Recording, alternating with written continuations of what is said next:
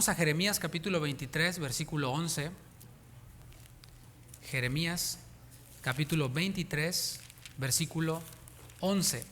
El día de hoy retomamos una enseñanza que ha tenido varias interrupciones en esta serie, Falsos Profetas, un peligro que sigue latente, pero hoy el Señor continuará hablando de nuestras vidas. El título de esta enseñanza número 6 es La impiedad de los falsos profetas. La impiedad de los falsos profetas. Leemos Jeremías 23, 11. Porque tanto el profeta como el sacerdote son impíos. Aún en mi casa hallé su maldad, dice Jehová.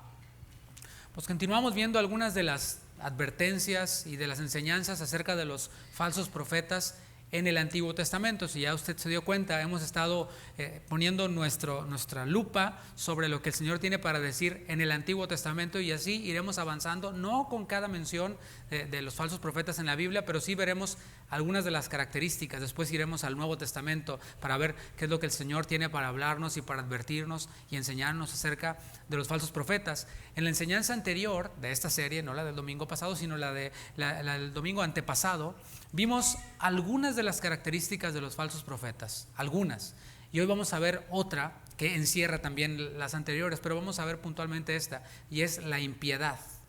Antes de ir a lo profundo en la palabra y al significado de la palabra impiedad y lo que es una persona impía, vamos a analizar el contexto del libro en el que estamos.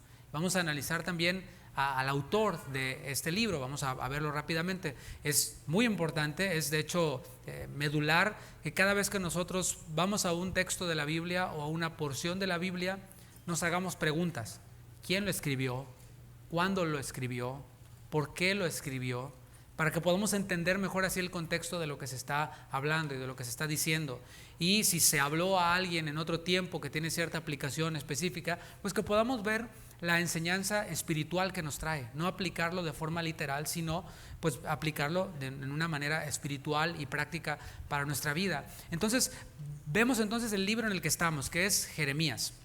El autor de Jeremías, del libro de Jeremías, fue precisamente el profeta Jeremías, un profeta muy joven, un profeta que fue llamado a los 20 años aproximadamente, y fue una compilación, este libro, de sus sermones, de sus poemas, de sus ensayos, y los escribió un escriba llamado Baruch, así se llamó quien escribió todo esto, quien recopiló, quiero decir, toda esta enseñanza y escritura de Jeremías.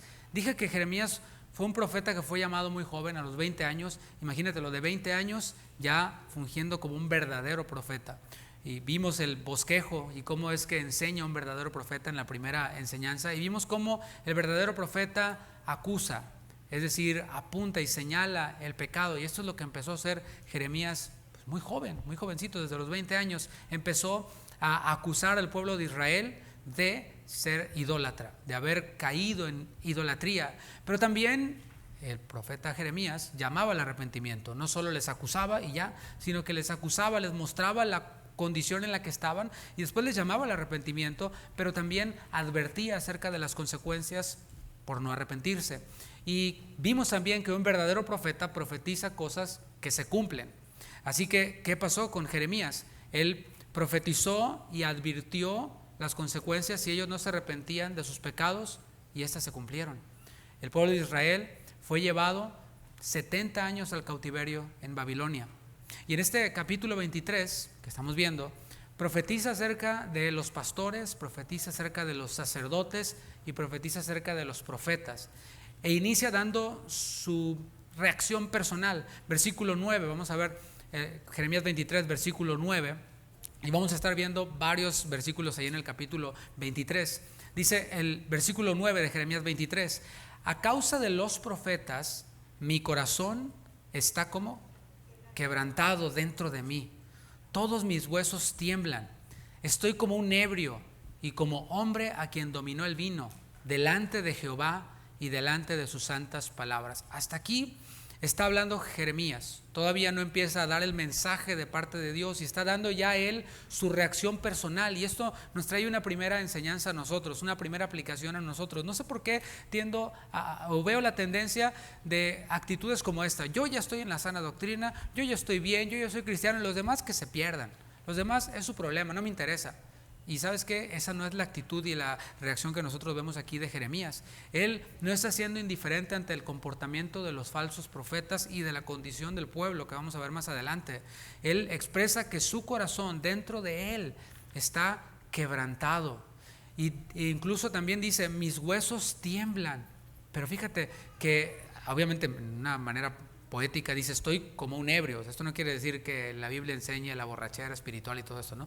Está expresando qué tan conmovido se encuentra en su interior, y como hombre a quien dominó el vino, pero dice: delante de Jehová y delante de sus santas palabras. O sea, al ver él la palabra de Jehová, la escritura, al ver él esta comunión que tiene con Dios, al estar con él en lo secreto, después voltea y ve la condición de los profetas y se quebranta dentro de sí. Esa es la reacción de el profeta Jeremías. Y decía yo que la enseñanza para nosotros es a no ser indiferentes, cuando vemos a nuestro derredor desviación, cuando vemos a nuestro derredor profetas y maestros falsos desviados que están arrastrando con sus falsas enseñanzas a muchos, pues hemos de dolernos también.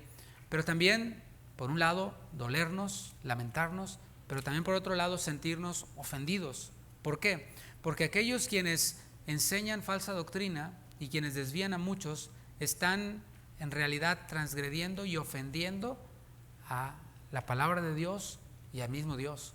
Entonces es una reacción que debemos de tener en nosotros, pero que debe de sobre todo producir dolor en nuestro corazón. Versículo 10, allí mismo de Jeremías 23. Porque la tierra está llena de adúlteros, a causa de la maldición de la tierra está desierta. Los pastizales del desierto se secaron, la carrera de ellos fue mala y su valentía no es recta. Ahorita vamos a ver casi parte por parte de este versículo, pero antes decía que debemos de ver los pasajes en su contexto. Alguien podría sacar de contexto este texto y decir que en la tierra no debe de haber adúlteros, que hay que cambiar las leyes y esto, pero hermanos, no debemos de confundir. Aquí el profeta está lamentándose de la condición nacional de aquel momento, está hablando de la nación de Israel en aquel momento. El pueblo de Dios, el pueblo de Israel, fue separado de los otros pueblos. Dios en Abraham hizo un pueblo y este pueblo estaba llamado a ser santo. Este pueblo era una nación que tenía gobernantes y se esperaba que este pueblo anunciara y reflejara el carácter de Dios, el carácter santo de Dios, el pueblo de Israel. No podemos decir lo mismo y esperar lo mismo de los otros pueblos, ¿sí? No podemos decir Estados Unidos tiene que ser una nación cristiana. No tiene que. Israel es una nación que fue sacada de entre los paganos para ser una nación santa, un real sacerdocio. Ahora, la iglesia sí.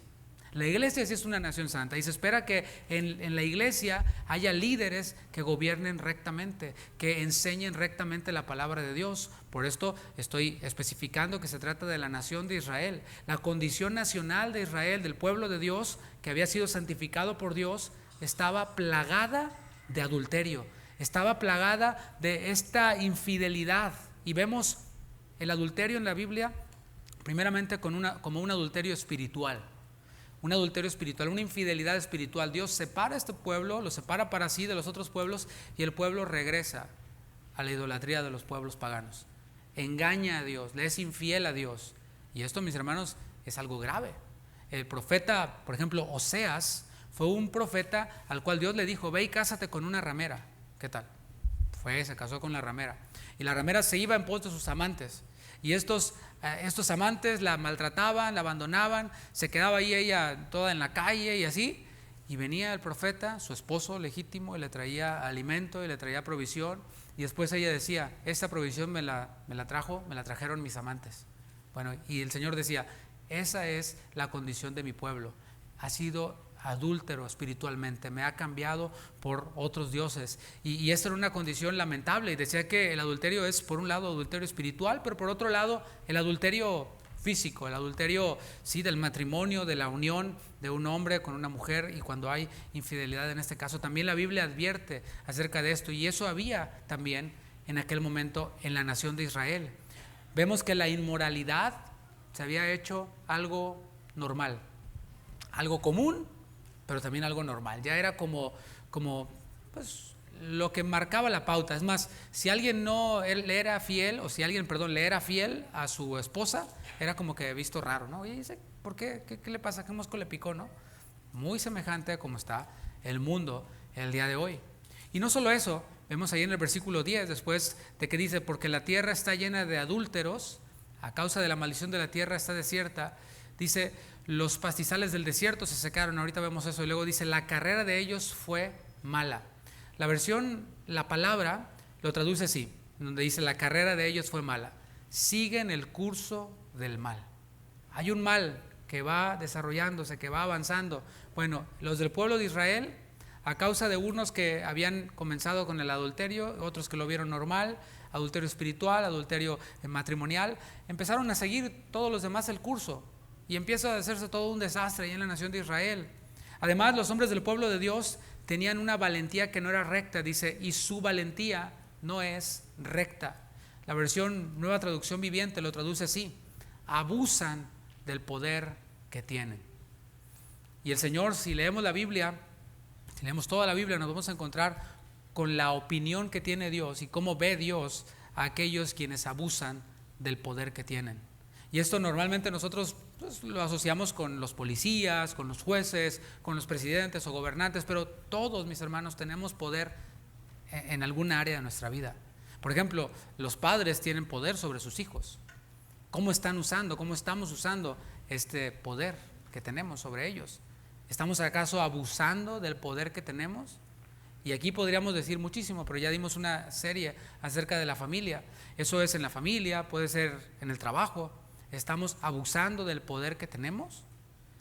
¿A poco no te causa enojo pues que es normal en nosotros cuando vemos cómo abusan de inmigrantes que vienen aquí pues buscando una vida mejor, pero no tienen los documentos? Entonces algunos los contratan, los hacen trabajar horas extras y después no les pagan y les dicen, pues a ver, di algo, y abusan de ese poder que tienen. Bueno, el Señor por toda la Biblia condena esta actitud de abusar y oprimir a los débiles. Bueno, toda esa maldad que vemos aquí hasta ahora en la nación de Israel produjo maldición sobre la tierra. Ahora sí leemos esa parte del versículo en el que estamos. Dice, la tierra está desierta, los pastizales del desierto se secaron.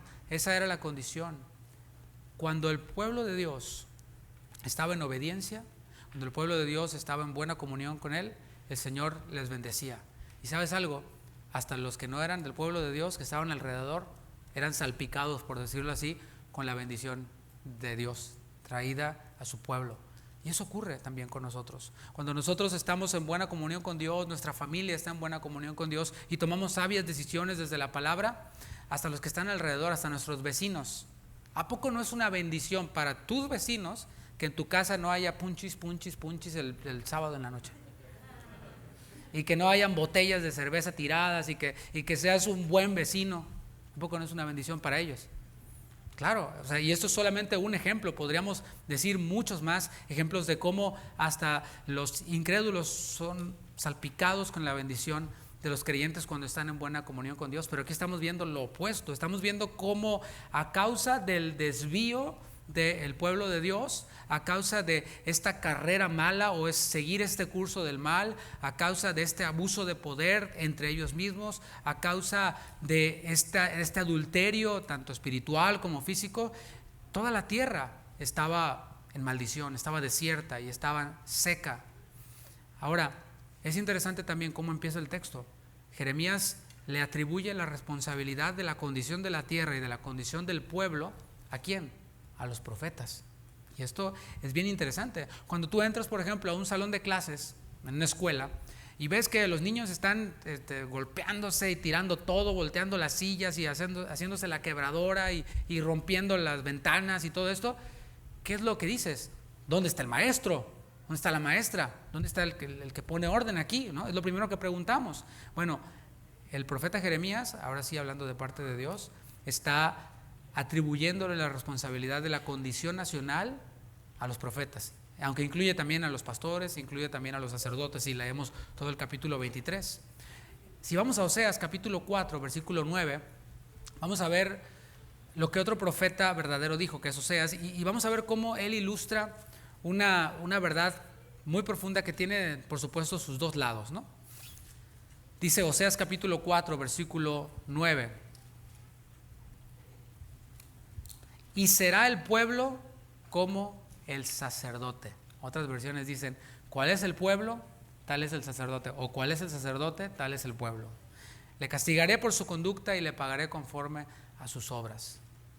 El resultado de un profeta que no hace su trabajo como debe de hacerlo, de llamar al arrepentimiento, de llamarle pecado a lo que es pecado, de advertir acerca de las consecuencias por la falta de arrepentimiento, el resultado de un profeta así, que no hace su trabajo, es un pueblo inmerso en el pecado.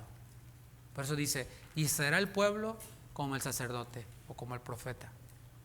Pero no debemos de irnos del otro lado del caballo, o sea, no debemos de irnos hasta un extremo, de decir, bueno, toda iglesia, aplicado a la iglesia, toda iglesia que está mal, que hay problemas, que hay conflictos, que hay divisiones, que hay inmoralidad, toda iglesia es culpa del pastor o es culpa del profeta.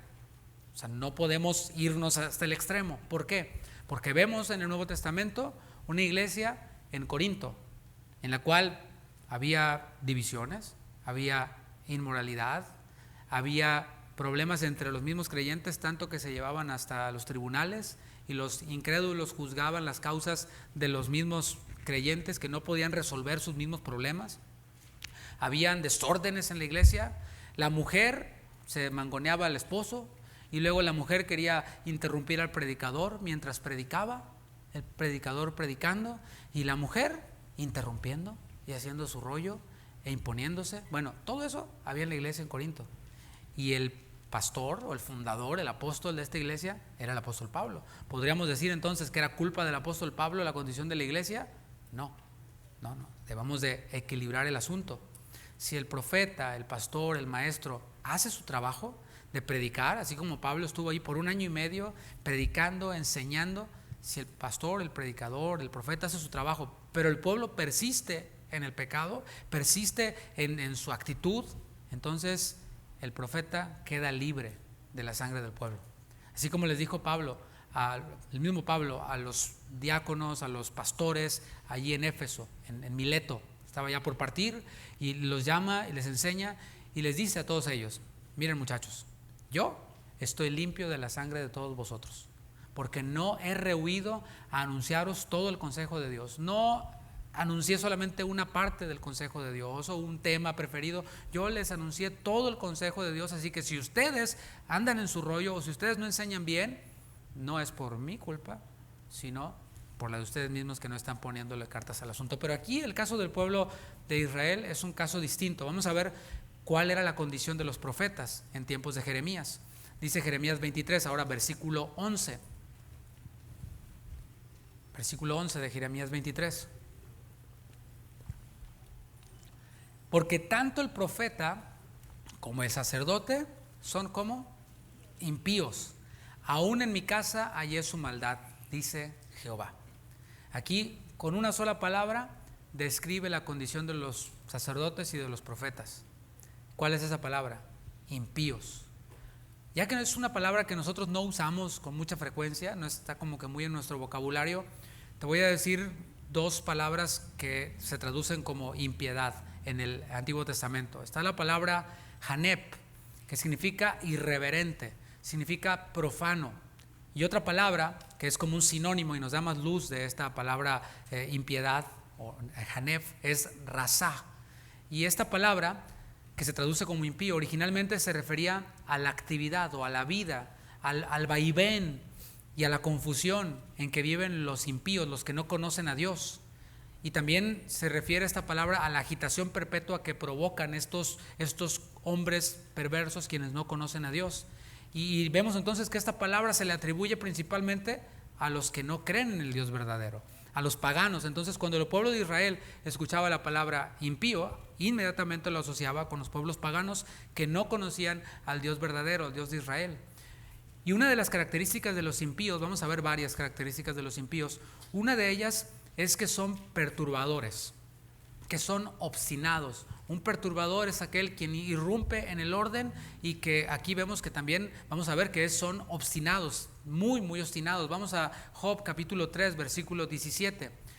El libro de Job es un libro poético, es un libro que dice muchas cosas en sentido figurado para afirmar una enseñanza. Entonces está hablando aquí Job del Seol, del centro de la tierra, del lugar donde van los muertos, ¿no?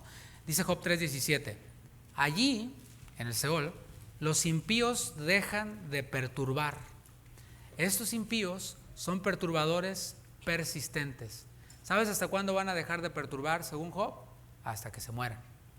Son perturbadores hasta la muerte. Y otro de los sinónimos de impiedad es la deshonestidad, la hipocresía. Y estas son también características de los impíos. ¿Sabes algo?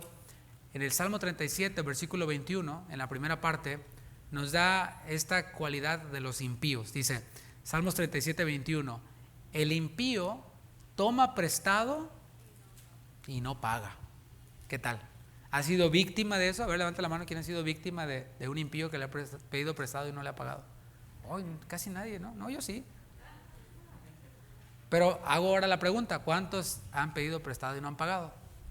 Ándale. Bueno, es de impíos hacer eso. Nosotros recomendamos siempre a no pedir dinero prestado. ¿Por qué? Porque la palabra dice, alzaré mis ojos a los montes. ¿De dónde vendrá mi socorro? Mi socorro viene del hermano que me va a prestar $500 para pagar la renta. No, mi socorro viene de Jehová. Así que estamos llamados a confiar y a descansar en el Señor. Él va a suplir, Él va a proveer lo necesario. Pero si por alguna razón usted le llega a pedir prestado a alguien, pues compórtese como un creyente del pueblo de Dios y no como un impío, y pague. Así que hasta ahí vamos bien, ¿no? Y eso se podría aplicar a prestar un servicio, por ejemplo. Si nos comprometemos a prestar un servicio, a hacer un trabajo, pues portémonos no como impíos, ¿verdad?, sino como creyentes, y cumplamos. Si nosotros contratamos a alguien para que haga un servicio, pues no nos comportemos como impíos y le tratemos de buscar la salida para no pagar. No, es que no me gustó el trabajo, y no pagas. Ayer platicamos con una hermana que trabaja en una cafetería, y nos platicaba que así muchos impíos hacen. Van a la cafetería, reciben su café y dicen, esto no es lo que pedí, aunque realmente eso pidieron. Entonces se los dan gratis y les hacen otra cosa, se llevan doble. Bueno, eso hacen los impíos. No vaya a agarrar ideas, porque eso es de impíos. El impío toma prestado y no paga. Entonces decía, mejor no pidamos prestado, confiemos en el Señor. Si usted es al que le piden prestado, pues esté dispuesto a perdonar eso que usted está prestando. Esa es la advertencia. Si le pasa, no venga acá, porque pues ya estoy limpio de su sangre, ¿verdad? Ya le advertí, ya así como dice Pablo. El impío, por otro lado, no piensa dos veces para testificar en contra de alguien inocente. Es lo que dice Éxodo capítulo 23. Estamos viendo el comportamiento de los impíos, ¿no? Piden prestado y no pagan, pero además se prestan para ser falsos testigos en contra de un inocente. Dice Éxodo 23:1, hablándole Dios a su pueblo, diga a mí. Bueno, los poquitos que le dijeron, no admitirás falso rumor. Eso dice el Señor. O sea, mis hermanos, esto también es muy profundo. De hecho, el domingo pasado el pastor Chuy Olivares enseñaba allá en Guadalajara acerca de guardar nuestra sana distancia con aquellos quienes causan división, quienes traen murmuraciones y rumores para dividir y para todo esto, ¿no? Y la palabra lo dice, no admitirás falso rumor. Cuando escuchamos algo que desprestigia a alguien, o que no nos edifica, o que no viene con un fundamento, pues mis hermanos, la palabra nos dice, no lo admitas. Oiga, comadre, fíjese, hermana, que ¿qué cree? No lo admitas. Dile, no me voy a prestar a eso. No admitirás falso rumor. No te concertarás con el impío para ser testigo falso. Es de impíos, de incrédulos, prestarse para testificar en contra de alguien que es inocente. Te pongo un ejemplo, lo veíamos hace 2 semanas, pero ya pasó un tiempo, entonces lo recuerdo un poquito. Como el rey Acab deseaba una viña, la viña de Nabot, ¿te acuerdas? Y él dijo, no, yo la quiero, va con Nabot, y Nabot le dice, no te la voy a vender porque es una heredad, es una herencia de mi familia, no está a la venta, rey, lo siento mucho, sorry. Entonces, ¿qué hace Nabot? Se deprime, ya está deprimido, va a su casa, ahí está su esposa impía, Jezabel, y le dice, ¿por qué lloras? ¿Qué tienes? ¿Por qué estás deprimido? No, es que Nabot no me quiere vender su viña, ¿no? Entonces, no, pues tú eres el rey. Ah, sí, ¿verdad? Entonces, ¿qué es lo que hacen? Pues vamos a quitar de la ecuación a Nabot. Así que le tocaba plata o plomo, ¿no? O sea, o cooperas o cuello. ¿No quieres venderla? Bueno, pues entonces te vamos a matar para apoderarnos de ella. ¿Cómo lo matamos? Pues vamos a inventarle que hizo un crimen y entonces testificamos, traemos impíos, testigos falsos para que digan en contra de él y lo maten y así nos apoderamos de la viña. Bueno, ese es comportamiento de impíos, no de creyentes. Aunque si te dijera cuántos que se dicen creyentes son parte de este tipo de cosas en las iglesias para remover a alguien, para quitar a alguien que le estorba, testificar falsamente. La crueldad también es algo que caracteriza a los impíos. Vamos a Proverbios capítulo 12, versículo 10. Proverbios 12:10. Otra de las características de los impíos es que son de malas entrañas. Son pues crueles hasta con las bestias, hasta con los animales. Y decía en la mañana que, y es cierto, que yo no soy muy fan de las mascotas. Yo no soy muy de animales, no soy muy animalero. La verdad es que no. Tuve varios fracasos cuando era niño con mascotas y como que ya me quedé espantado con las mascotas y no soy muy fan de ellas, pero aún así la palabra nos enseña a que nosotros los hijos de Dios cuidamos hasta de los animales. Dice Proverbios 12:10, el justo cuida de la vida de su bestia. O sea, si tienes un animal, sea un animal de carga, pues lo alimentas bien. La palabra dice, no pondrás bozal al buey que trilla. O sea, tienes al buey ahí que está trillando el trigo, entonces pues dale chance, no le pongas un bozal para que no coma, no seas tan cruel, dale chance de que coma de lo que está allí. Obviamente está hablando ahí de otro tema, pero nos enseña el principio y la verdad de no ser crueles con los animales de carga, pero también con las mascotas. Hay quienes se compran un perro de ese tamaño y lo quieren tener encerrado en un cuartito así.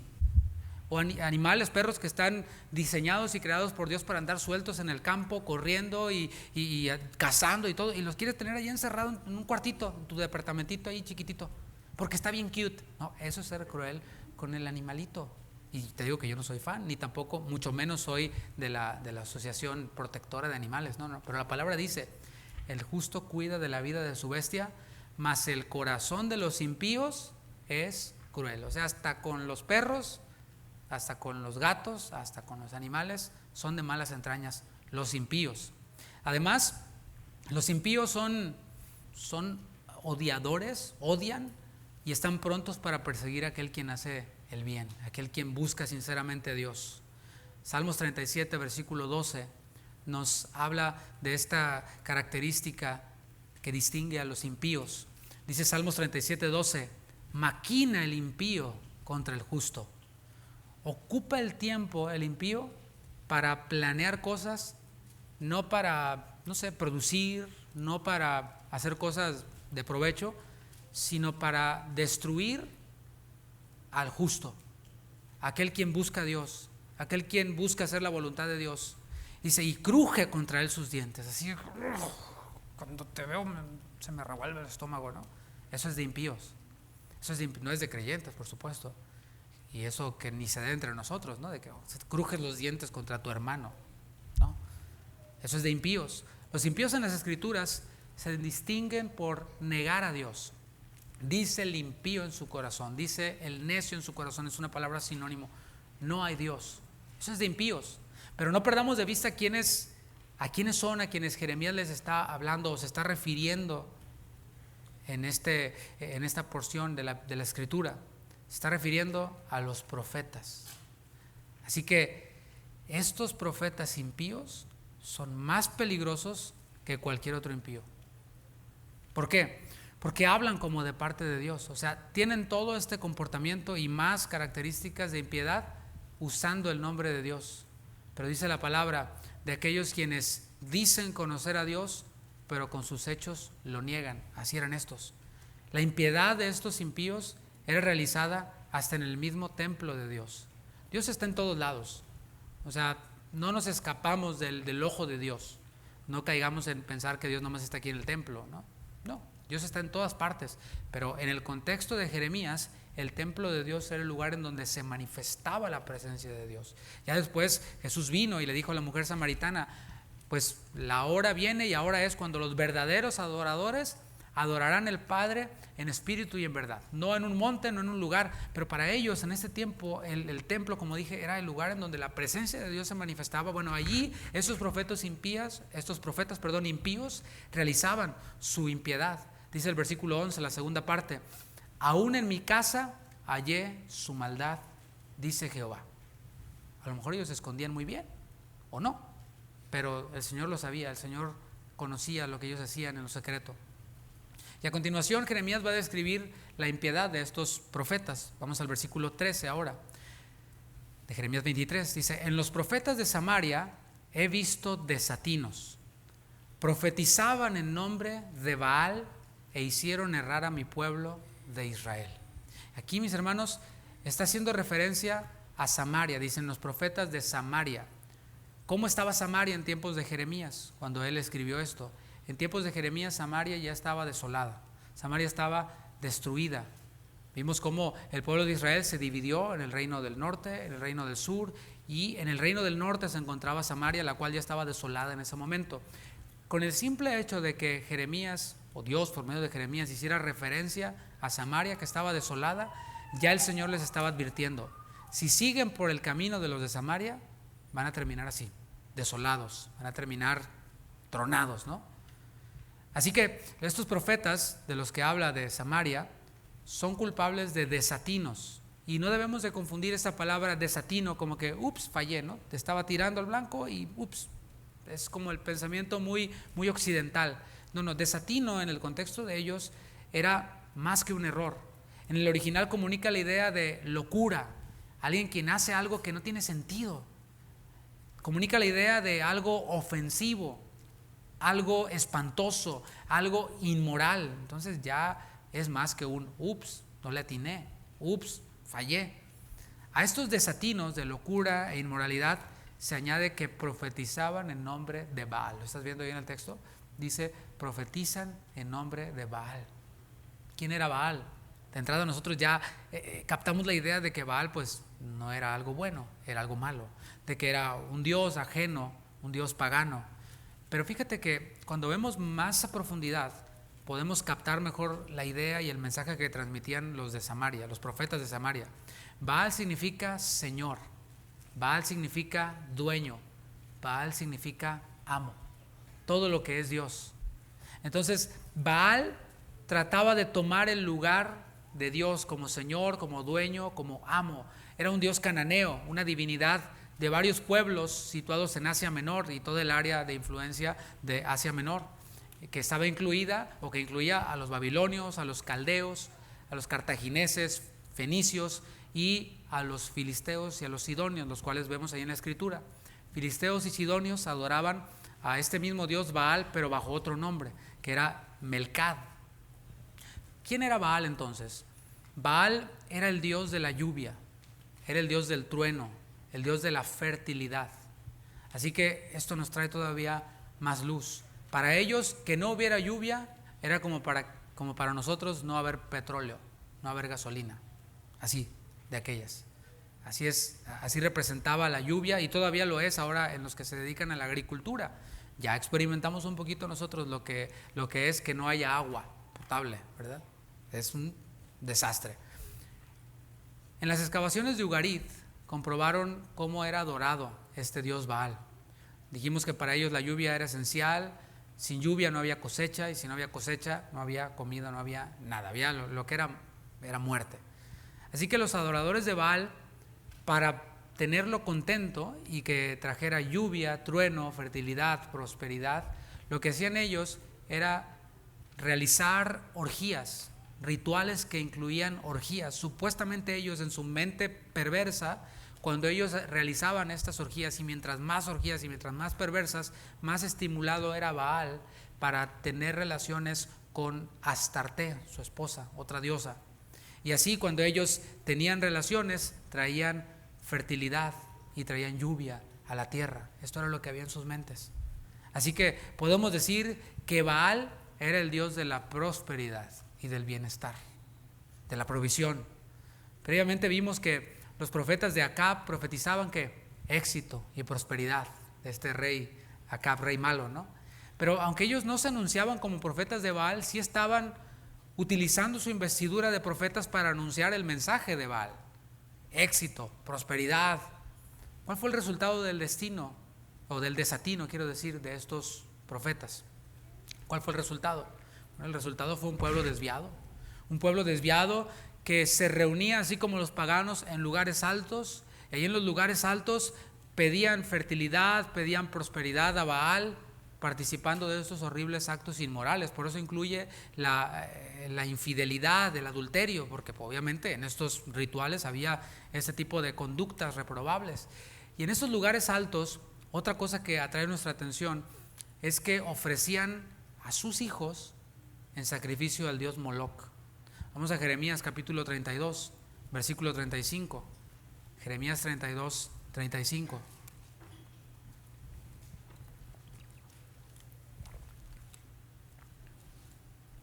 Aquí está este pueblo desviado a causa de los profetas y haciendo este tipo de cosas. Dice, y edificaron lugares altos a Baal. Edificar un lugar alto implicaba trabajo. Así que estaban dispuestos a trabajar y trabajar y trabajar para edificar esos lugares altos, los cuales están en el valle del hijo de Hinnom, para hacer pasar por el fuego a sus hijos y sus hijas a Moloc. O sea, en ese lugar alto de Baal había también un templo para este dios Moloc, al cual le sacrificaban a sus hijos y a sus hijas, pasándolos por el fuego. Algunos indican que había una como estatua con la boca abierta, el hocico abierto de este dios Moloc, y abajo una hoguera llena de fuego, y allí arrojaban a sus hijos y los sacrificaban. ¿A cambio de qué? De lluvia, de prosperidad, de bienestar. Dice, lo cual no les mandé. Dios nunca mandó esas cosas. Dios no mandó eso. Es más, Dios en el desierto les bajó maná, les sacó agua de la roca, les puso una columna de nube. El Señor fue su proveedor, fue su Señor, pero fue su proveedor también. El Señor no les mandó, ni me vino al pensamiento que hiciesen esta abominación para hacer pecar a Judá. La función de los profetas, mis hermanos, era y sigue siendo llamar al pueblo a la santidad, a la separación, a apartarse de la idolatría. Y la palabra continuamente nos está advirtiendo, no sean como los otros pueblos, no sean como los paganos, los gentiles que no conocen a Dios. Esta era y sigue siendo la tarea del profeta, llamarlos a la santidad, apartarse de la idolatría. Pero estos profetas lo que hacían era incitar al pueblo a la idolatría. ¿Cómo? Por medio de enseñanza. Ellos por medio de esta enseñanza los guiaban a la inmoralidad, los guiaban a sacrificar a sus hijos. ¿Para qué? Para obtener prosperidad, para obtener bienestar. Entonces el desatino de esos profetas en Samaria consistía en una mala enseñanza. ¿No suena esto familiar? Hoy en día muchos profetas están haciendo esto. Están usando su posición, así le llaman ellos, posición, porque en el cuerpo de Cristo no hay posiciones, hay funciones. Posiciones hay en las empresas y tú vas escalando de una posición a otra mejor y así, y lo que haya que hacer, ¿verdad?, en el mundo para escalar de posición. Pero la iglesia no es una empresa, la iglesia no es un negocio, no es una corporación, no, es un cuerpo en donde hay miembros que tienen funciones. Hay que pues ver la iglesia como la ve la Biblia, ¿no? Pero estos profetas actuales están aprovechándose de lo que ellos ven como una posición para arrastrar a las personas a la idolatría. Idolatría en la Biblia, en un concepto simple, es poner cualquier cosa en el lugar de Dios. Cualquier persona en el lugar que solo le corresponde a Dios. Y hoy muchos profetas están haciendo esto, guiando al pueblo hacia la idolatría, diciéndoles, por ejemplo, tú eres campeón, tú eres lo mejor, tú eres la última coca del desierto. O sea, Dios no. Dios no es tu proveedor, es tu potencial. Saca el potencial. Además, idolatría también se asocia en el Nuevo Testamento con avaricia. Claramente dice, avaricia igual a idolatría. Avaricia es idolatría. Y muchos profetas incitan a su audiencia a que no se conformen. ¿Cómo te vas a conformar con esa casita que tienes, con ese carrito que tienes, con esa ropita que tienes? No. No te conformes. Sueña.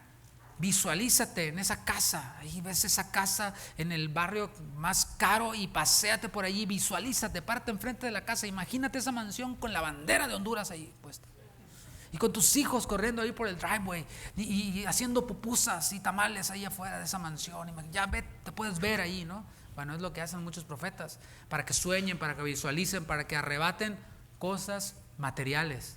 Aunque eso implique sacrificar a sus hijos, sacrificar a sus familias, porque claro, el día tiene solamente 24 horas, ¿no? Y no tenemos más tiempo que ese. Alguien quien tiene un trabajo normal y tiene ciertos resultados, pero desea más, ¿qué tiene que hacer? Pues trabajar más. Si tienes un trabajo, conseguir dos. Y si los dos trabajan, pues obtenemos más. Y así sucesivamente. Es ir en pos de la avaricia y mientras tanto los hijos siendo sacrificados a Moloc. Bueno, esto es lo que muchos profetas actuales hacen e incitan, hacia lo que incitan a aquellos quienes los siguen y quienes los escuchan. Vamos al versículo 14. Jeremías 23, versículo 14. Y en los profetas de Jerusalén he visto torpezas. Ahora va con los de Jerusalén. Cometían adulterios y andaban en mentiras y fortalecían las manos de los malos para que ninguno se convirtiese de su maldad. Me fueron todos ellos como Sodoma y sus moradores como Gomorra. Estos profetas de Jerusalén hablaban el mensaje de Dios. Por un lado, el desatino de los de Samaria era enseñar mal, enseñar y profetizar en nombre de Baal. Pero estos profetas de Jerusalén, no, ellos no profetizaban en nombre de Baal. Ellos hablaban el mensaje de Dios, es decir, tenían una doctrina correcta, tenían buena enseñanza. A lo mejor oías predicar a estos profetas de Jerusalén y decías, órale, wow, sí sabe bastante, está bien grueso. Pero cometían torpezas, dice la palabra, dice el Señor, inspirando a Jeremías. Y para traducir esta palabra torpezas debemos de ir al original o ir a otras traducciones, porque puede significar torpeza para nosotros, así como que voy caminando y ups, me pegué en la esquinita del filito de la cama, ¿no? Uy, qué torpe soy, o me tropecé. No. La palabra torpeza, por ejemplo, en la Biblia de las Américas, la que vemos aquí, se traduce así: algo horrible. En la Nueva Biblia Viva, casi lo mismo. Las cosas que hacen son horribles. La Nueva Traducción Viviente simplemente dice: los profetas de Jerusalén son aún peores que los de Samaria. ¿Por qué? Porque estaban en adulterio e inmoralidad. Cometían adulterios, dice ahí el texto. ¿Qué te parece?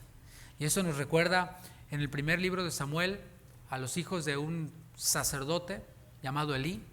¿Tú lo recuerdas? Este sacerdote llamado Elí era un hombre, ¿cómo le podremos llamar? Inconstante, irresponsable como sacerdote. Dice la palabra que era un hombre pesado, que se la pasaba durmiendo todo el tiempo y que no sabía discernir cómo Ana estaba allí derramando su corazón delante de Dios, pidiéndole un hijo y diciéndole: tú andas bien borracha. Así, ese era el vocabulario de un sacerdote. Pues, ¿qué crees? ¿Cuál es el sacerdote? Tal es la familia, tales son los hijos. Tenía 2 hijos, Ofni y Finet, los cuales eran un desastre. Dice la palabra en 1 Samuel 2:22 que dormían con las mujeres que velaban a la puerta del tabernáculo de reunión.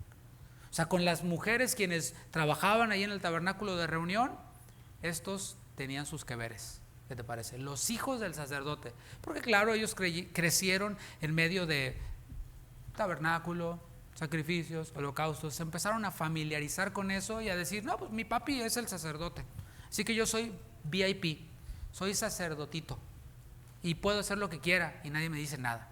Y cometían más cosas, ¿no? Les quitaban a la gente la parte de la ofrenda que traían del animal, la grasa, se las quitaban y todo este asunto. Eran unos terribles, ¿no?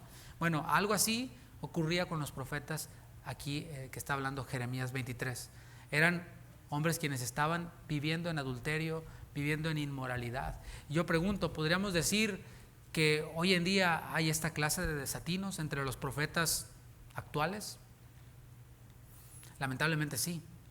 Lamentablemente hay profetas o maestros bíblicos, predicadores, apologistas, lo que sea, o cualquier título que se quieran colgar, los cuales predican bien, los oyes hablar y dices, wow, pero están viviendo una doble vida, una vida de inmoralidad, de adulterio, y a lo mejor tú te preguntas, ¿cómo es posible que esta persona, quien escribe tan tremendo, haya estado viviendo en esta doble vida? ¿Cómo es posible que mientras que estaba acostándose con una mujer y con otra mujer y con otra mujer, estaba escribiendo un libro que después lo publicaron y ha sido de tanta bendición a mi vida?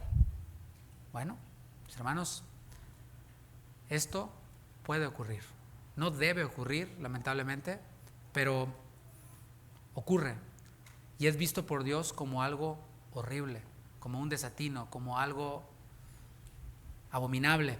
Además, los profetas de Jerusalén manifestaban una de las características más notables de un falso profeta, que lo vimos en la enseñanza anterior: andaban en mentiras. O sea, una cosa es decir una mentira y otra cosa es vivir en mentira. Estoy diciendo que decir una mentira sea bueno. El Señor no aprueba la mentira, lo hemos visto, pero le pone todavía más gravedad al asunto vivir en mentira. Decir que soy algo que no soy. Eso es vivir en mentira. Podría poner muchos ejemplos. Ellos hablaban mentiras. Así es como se conducían para obtener sus fines. ¿Sabías que no hay mentiras piadosas? Se dice por ahí, ¿no? Una mentira piadosa. No, no es mentira piadosa. Porque piedad es ir en pos de Dios. Y la mentira nunca nos va a guiar en pos de Dios. Al contrario, el padre de mentira es Satanás. Y hay quienes, incluso profetas, quienes hacen uso de la mentira para obtener fines supuestamente piadosos, pero el fin no justifica los medios que se hacen. Y estos profetas no solo decían mentiras, sino que vivían en mentira. Dice el versículo 21, ahí de Jeremías 23, versículo 21. Ahí inmediatamente vemos cómo es que ellos vivían en la mentira. Dice el Señor: no envié yo a aquellos profetas, pero ellos corrían. Yo no les hablé, mas ellos profetizaban. Mis hermanos, alguien quien toca tu puerta y te dice: vengo de parte de el IRS y vengo a cobrar un dinero que usted debe, así que pague ahorita, si no aquí traigo la patrulla, y le llaman, ¿sí? O le llaman. Estas extorsiones ocurren por teléfono. Eso es ilegal. Es ilegal ir en nombre de una autoridad que no te encomendó. Y esto es lo que están haciendo estos profetas. No envié yo a aquellos profetas, pero ellos corrían. Yo no les hablé, mas ellos profetizaban. Así que por el simple hecho de que Dios no los había enviado, ya los convertía en mentirosos, y todo lo que ellos hablaran era una mentira. Por esto, mis hermanos, el estar frente a una cámara o frente a una audiencia con un micrófono en la mano o en la corbata, ¿verdad? Este tipo de función es un llamado de Dios. No es para cualquiera. Dios llama a algunos y los capacita para esta función, pero hay quienes, me gusta eso, lo voy a hacer. Y simplemente encienden una cámara, transmiten un live por internet o graban algo en internet y ya se creen youtubers, no predicadores, se creen youtubers. Bueno, mis hermanos, esto es solamente para aquellos a quienes Dios llama, es para aquellos a quienes Dios envía. Si tú y yo, todo creyente, tenemos dones espirituales, tenemos dones y habilidades dadas por Dios que son dadas para manifestarse y servir en la iglesia local, bajo la supervisión de la iglesia local, bajo la supervisión de un pastor. Y muchos de los grandes males que vemos hoy en día son de pastores o predicadores que se autoproclamaron y que no están sujetos a una iglesia local. Y es importante que entendamos este principio de la iglesia local y de la sujeción a una autoridad. Ahí ves al cantante que anda viajando por todo el mundo y vive en inmoralidad. Ah, pero qué bonito canta. ¿Y a quién le rinde cuentas? A nadie, porque dice: yo soy Pancho Pantera. Pero el pueblo de Dios contribuye engordando ese becerro de oro, comprándole sus discos. Ahora ya no venden discos, ahora cada reproducción que le ponemos a uno de estos artistas, porque qué bonito canta, le entra dinero a su cuenta. ¿Sí sabía eso? Pero ahí estamos, ¿cómo me bendice ese canto? Y bueno, estamos engordando el becerro de oro. Y después, ¿qué ocurre? Se dan a conocer sus inmoralidades, sus mentiras, porque no fueron enviados, y el pueblo de Dios y el nombre de Dios es blasfemado. O sea, debemos de medir las implicaciones, y gracias a Dios que su palabra nos enseña, ¿verdad? Y nos instruye. Ahorita vamos a ver cuál es el consejo que nos da la palabra de Dios, y así como con los cantantes, con predicadores. Este predicador, mira qué tremendo el clip que aparece ahí en Facebook o en YouTube o en Instagram. Lo voy a recompartir. Bueno, pues ya le metiste una lana a su cuenta. Ni sabes de dónde viene, ni sabes cómo vive, porque ni tiene pastor. Él mismo es su pastor, él mismo se llamó, él mismo se envió, Dios no. Ellos mismos corren, ellos mismos publican, pero el Señor no les habló ni los envió. Y estos profetas, por el simple hecho, como dije, de que no habían sido enviados por Dios, todo lo que hablaran sería una mentira. Y veamos otra cosa que hacían estos profetas. Después de esta mención de andar en mentiras, dice, fortalecían las manos de los malos. ¿Qué es esto? En la Nueva Traducción Viviente dice, alientan a los que hacen lo malo para que ninguno se arrepienta de sus pecados. Esto es bien profundo. Lo leemos rápido. Fortalecían las manos de los malos. Bueno, han de haber sido fisicoculturistas, ¿no? Y les hacían ahí pesas. No. Lo que estamos viendo aquí es una persona pecadora que necesita arrepentimiento. Necesita arrepentirse para salir de la cárcel de maldad en la que está. Y el profeta debe de guiarle al arrepentimiento. Bueno, este profeta, ¿qué es lo que hacía? En vez de llamarle al arrepentimiento, le fortalecía, le alentaba, le decía, échale ganas, síguele como vas, tú eres un campeón, porque no quieren que se arrepientan. Mis hermanos, este es el desatino, esta es la impiedad de estos profetas, la cual ocurre también hoy en día. En vez de llamar al arrepentimiento a los que están en pecado, es alentar, animar y que échale ganas y motivar. Pero mis hermanos, no se trata de eso, no se trata de alentar al pecador para que siga en el pecado y para que no se arrepienta, sino se trata de llamarle al arrepentimiento. Y no importa cómo se vieran los profetas a ellos mismos, cómo quizás entre ellos mismos se echaban flores y dicen, no, usted es lo máximo, profeta, no, sí, usted también, y yo lo honro y todo este asunto. Y no importa cómo aparentaran ellos o cuánto aparentaran una piedad y que Dios les hablaba y que Dios los había enviado, Dios los veía así. Escucha, me fueron todos ellos como Sodoma. ¿Qué tal? Pueblo lleno de perversión. Y sus moradores como Gomorra. Ellos, los profetas, eran ejemplo. Estaban llamados a ser ejemplo. Todo predicador, todo pastor, todo padre, papá, mamá, somos llamados a ser ejemplos. Bueno, estos eran ejemplos, pero para lo malo. El Señor los veía, ¿sabes cómo? Como una fuente de hipocresía. Es decir, de todos los hipócritas, esos eran los peores. Continuamos en el versículo 15, la segunda parte. Dice, porque de los profetas de Jerusalén salió la hipocresía sobre toda la tierra.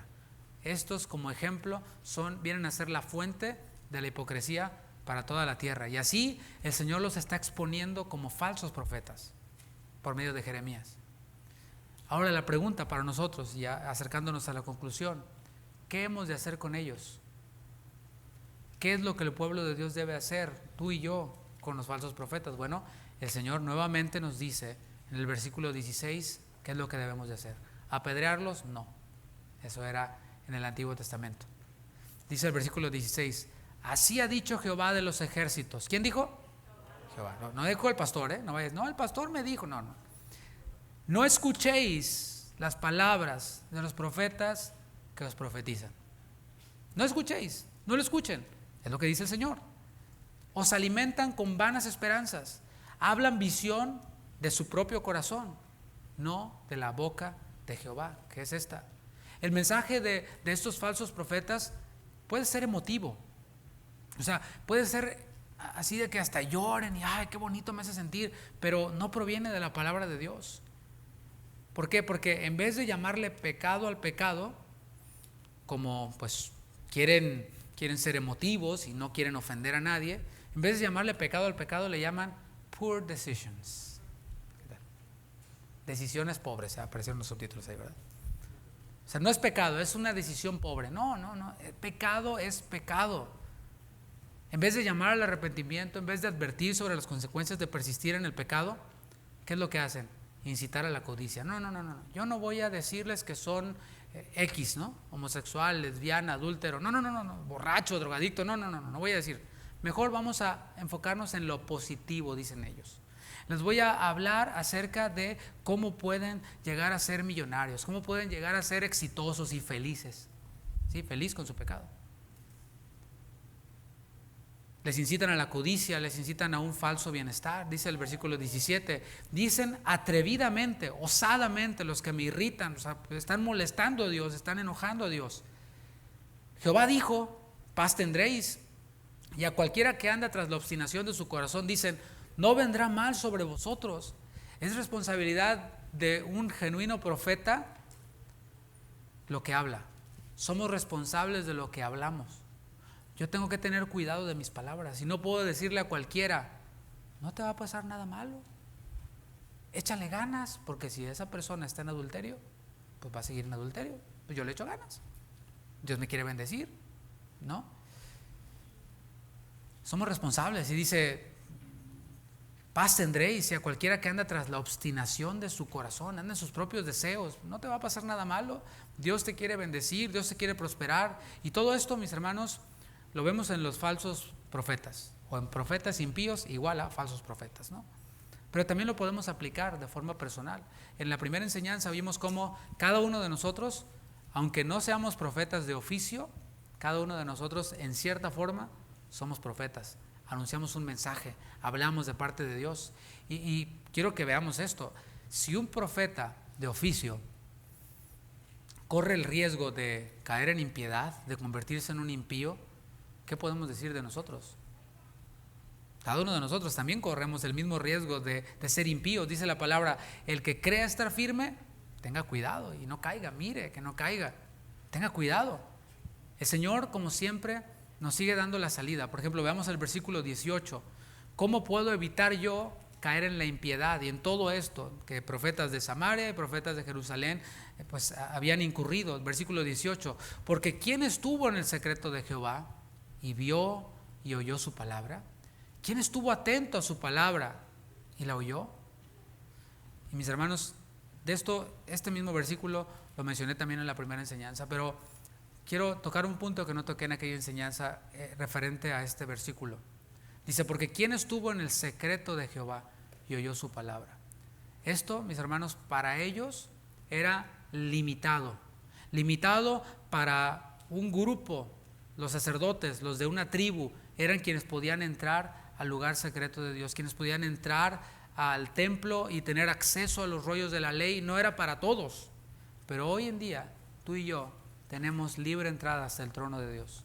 Dice su palabra que podemos entrar confiadamente al trono de la gracia y hallar gracia para el oportuno socorro.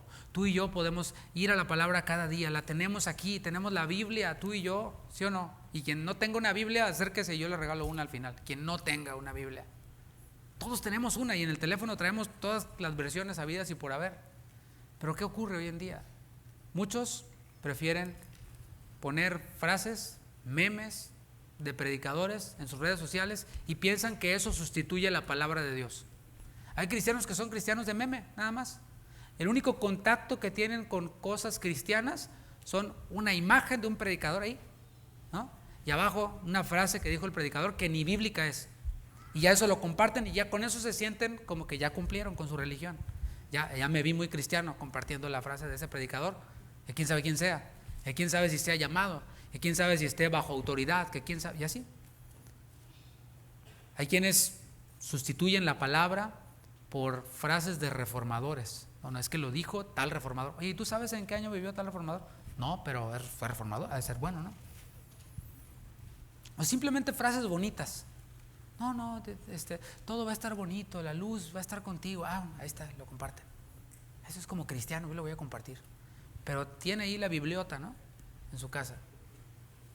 Hacer eso, mis hermanos, sustituir la palabra de Dios por frases, por imágenes, por memes, y pensar que eso nos va a alimentar es un error. Jesús dijo, no solo de pan vivirá el hombre, no solo de memes vivirá el cristiano del siglo XXI, sino de toda palabra que sale de la boca de Dios. Dice, ¿quién estuvo en el secreto de Jehová y vio y oyó su palabra? ¿Quién estuvo atento a su palabra y la oyó? O sea, está haciendo un énfasis en no solamente oír, porque ese es otro error que cometemos. Le ponemos play al radio en internet y ahí está, hable y hable el predicador y otro, y ya pusiste a los mejores predicadores, pero nunca nos sentamos y pusimos atención a lo que estábamos escuchando. Y dices, no, ya me escuché 20 predicaciones el día de hoy. Esta semana voy a llegar a las 100 predicaciones. ¿Pero qué entendiste? No, nada. Mira, con que escuchemos una a la semana, nos sentemos, tomamos notas de lo que escuchamos, te aseguro que vamos a recibir palabra de Dios, alimento para nuestra alma. Todos los creyentes podemos entrar a su presencia. ¿Cuántos dicen amén? ¿Y cuántos dicen gracias a Dios por eso? Los no creyentes no. Los no creyentes no pueden entrar a la presencia de Dios, porque solo el limpio de manos y el de corazón puro puede subir al monte de Jehová. Y el Señor nos ha limpiado completos. El Señor Jesús dijo, ya vosotros estáis limpios por mi palabra. No porque ustedes se limpiaron, no, por mi palabra.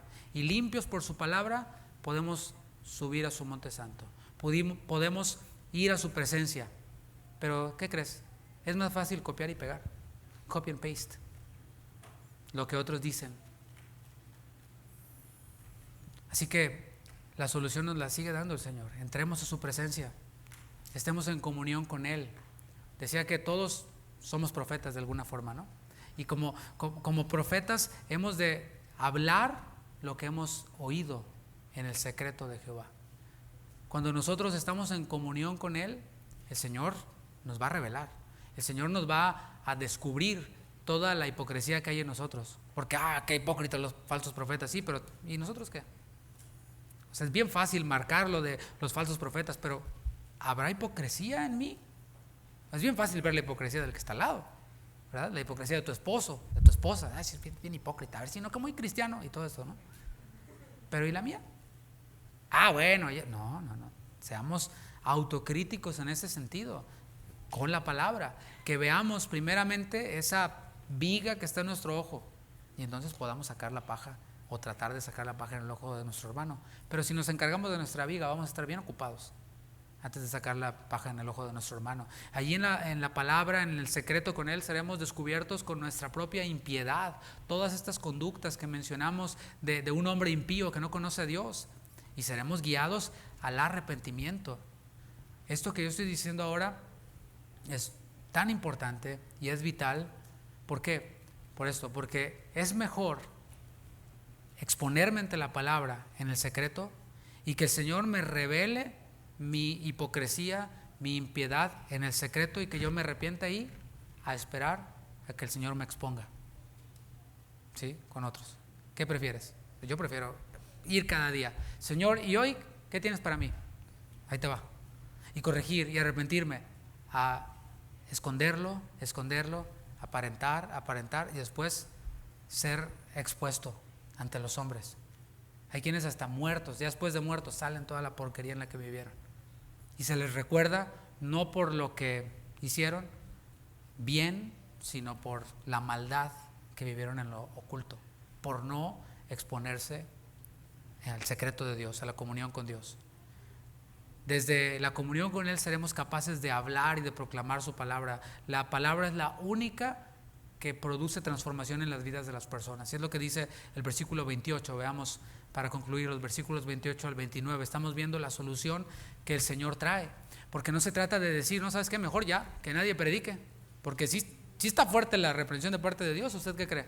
Es fuerte la responsabilidad de pararse y hablar, de predicar. Si hemos de predicar, pues hemos de llevar una vida piadosa, genuina, no aparente.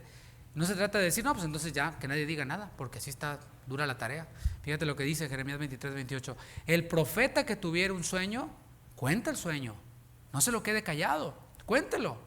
Y aquel a quien fuere mi palabra, cuente mi palabra verdadera, lo que yo hablé, lo que sale de mi boca, no sus falsas ilusiones, no sus emociones, no, cuente mi palabra verdadera. ¿Qué tiene que ver la paja con el trigo? Dice Jehová. ¿Cómo aplicamos esto? ¿Qué tiene que ver la psicología de Freud con la palabra de Jehová? Nada. ¿Qué tiene que ver la filosofía de Platón con la palabra de Jehová? Nada. ¿Qué tienen que ver las frases de los motivadores que se lo pirateó a otro motivador y ese a otro motivador y así con la palabra de Jehová? Nada tiene que ver, dice la palabra. ¿Qué tiene que ver la paja con el trigo? Dice Jehová. Versículo 29. ¿No es mi palabra como fuego? Dice Jehová. O sea, hay para muchos quienes no. La palabra es como pero las frases motivadoras. ¿No es mi palabra como fuego? Dice Jehová. Y como martillo que quebranta la piedra. La palabra, si te fijas, no es un Q-tip, ¿verdad? ¿Cómo le llaman? Un cotonete así que te rasca. Ay, qué rico se siente, ¿verdad? Delicioso. O una de esas manotas, ¿no? De plástico que te rasca la espalda así. Ni tenía comezón, pero se siente rico, ¿no? La palabra de Dios no es eso. Según Dios, porque fíjate, otra vez está hablando Dios. Dice, ¿no es mi palabra como fuego? El fuego tiene por lo menos dos causas, ¿no? O sea, produce dos efectos en diferentes materiales. El fuego, por ejemplo, en el oro lo purifica, quita todas las impurezas. Pero en la madera, en el heno, en la hojarasca, pues lo quema y lo desaparece. Cada uno de nosotros sabremos qué somos. Y como martillo que quebranta la piedra. Mis hermanos, hay todavía piedra en nuestro corazón. Al menos en el mío, no sé usted. Hay todavía piedra en mi corazón que el Señor necesita con el martillo de su palabra ir quebrantando. Y es doloroso, sí es doloroso, pero es necesario. Y esa es la palabra que nosotros necesitamos. Es la palabra que necesitamos escuchar y es la palabra que necesitamos hablar, pero hacerlo con humildad. ¿Cómo se proclama esta palabra que es como fuego, como martillo? En humildad. Primeramente reconociendo mi propia condición. Primeramente agradeciendo por la gracia y por la misericordia que el Señor ha tenido con mi vida, doliéndome en mi corazón por los profetas falsos que arrastran a otros y no caer en esa burla, en ese menosprecio, porque el Señor Jesús dijo en el Sermón de la Montaña, todo aquel que diga necio a su hermano será culpable de juicio. Y burlarnos y decir, ignorantes, no, dolernos en nuestro corazón, orar por ellos, dejar que el Señor haga la obra y dejar que el Señor sea Él mismo en su palabra quien expone a los falsos profetas. Cuando ahora mismo esto es lo que estamos viendo. No es mi palabra como fuego. ¿Qué tiene que ver la paja con el trigo? Ahí el Señor está exponiendo a quienes hablan pura paja. La paja no alimenta. ¿Sí habíamos captado eso? Pero el trigo sí. Se nos puede presentar allí, ¿no? Como si fuera trigo, pura paja. Pero te lo comes y no alimenta, te enferma. Pero el Señor no tiene nada que ver con eso. Y el Señor expone, eso es paja. Pero aquí está el trigo, aquí está el pan. Yo soy el pan de vida, decía Jesús. Así que para concluir, le invito a que se ponga de pie. Y el llamado es primeramente a no ser indiferentes. Esta serie no tiene como objetivo, y lo repito, desprestigiar a nadie, burlarnos de nadie. Más bien que podamos ver en su palabra que este es un peligro que sigue latente para nosotros, cada uno de nosotros, y que no seamos indiferentes, primeramente para con nuestro propio pecado. No podemos pasarlo por alto y centrarnos en las conductas, los desatinos, las locuras de otros y no vernos a nosotros mismos. Y todos, mis hermanos, estamos llamados a ser maestros, a enseñar. Los discípulos hacen discípulos. Y si no estamos haciendo discípulos, quizás es porque no hemos sido discípulos todavía o porque seamos discípulos negligentes. Pero el Señor inspirando, al autor de la epístola a los Hebreos, en el capítulo 5 les dijo, vosotros debíais de ya ser maestros. ¿Pero qué están enseñando? Todavía les tenemos que dar lechita y lechita. Pero mis hermanos, lo mismo dijo el Señor al autor de la carta a los Hebreos. Vayamos, avancemos hacia la madurez, vayamos hacia adelante, enseñando a otros, enseñando bien. Quizás era bueno que no estuviéramos enseñando porque hubiéramos enseñado mal, pero creo que ya es tiempo, si hemos conocido la palabra de Dios, que empecemos a enseñar a otros. Y a lo mejor están allí tus hijitos, ¿verdad? Bueno, por allí podemos empezar. Hay quienes quieren un púlpito, pero no tienen y no usan el que está ahí en su casa. Enseñemos bien. ¿Cómo? Viviendo una genuina vida de piedad. Una vida que va en pos de Dios, pero genuinamente, no con apariencias, no con religión, sino que fluye desde estar en el secreto de Dios, desde estar en la presencia de Dios. Así que yo le invito a que incline su rostro. Vamos a orar. Señor, gracias. Gracias por tu palabra, que es fuego. Fuego que quema aquello que no sirve. Y que saca, Señor, ese oro. Gracias por tu palabra, que es martillo, el cual quebranta la piedra, la dureza de nuestro corazón, dureza que a veces ocultamos detrás de un supuesto celo, y que más bien se convierte en murmuración, y que más bien se convierte en pérdida de tiempo, en correr chismes y calumnias. Pero, Señor, queremos que tu palabra nos quebrante a nosotros. A mí, quebrántame, Señor. Que en tu palabra me transforme y que con ella sea cada día alimentado, cada día lleno. Gracias, Señor, porque al advertirnos de este peligro que sigue latente hasta el día de hoy, tú nos santificas, tú nos llamas a la santidad. El mundo no puede estar libre de adulterios, porque el mundo está bajo el príncipe de las tinieblas. Pero en tu iglesia, en tu cuerpo, sí nos llamas a dejar a un lado la idolatría, a dejar a un lado la hipocresía, a dejar a un lado la mala entraña, a dejar a un lado el falso testimonio y a ir en pos de tu santidad, a ir en pos de ti. Ciertamente, como decía Pablo, no pretendemos haberlo ya alcanzado, pero una cosa hacemos, y es proceder a este supremo llamamiento, proceder hacia la meta que eres tú, Jesús. Gracias, Señor, porque aún en las advertencias tú nos hablas con amor y nos invitas a estar en tu secreto, a estar en tu presencia y en comunión contigo. Si alguien pensara que este mensaje ha sido un mensaje duro y áspero, basta con que volteemos a ver este versículo que leímos, de estar en su secreto, de estar en la comunión contigo, no yendo en pos de nuestro propio corazón, no ir en pos de vanas esperanzas, sino ir en pos de ti, Señor.